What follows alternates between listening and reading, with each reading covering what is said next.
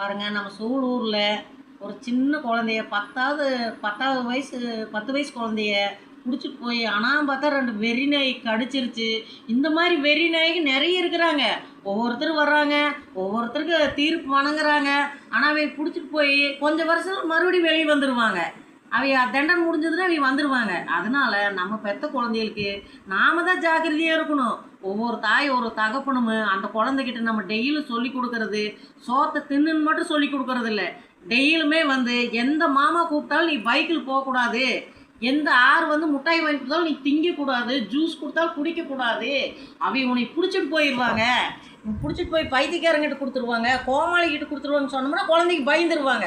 அது யார் கூப்பிட்டாலும் நீங்கள் எங்ககிட்ட சொல்லணும் அப்படின்னு.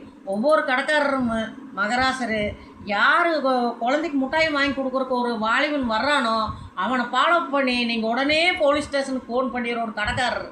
ஏன்னா இதெல்லாம் தடுக்கிறது நம்ம கையில் தான் இருக்குது. கவர்மெண்ட் கையிலையும் இருக்குது, நம்ம கையிலையும் இருக்குது.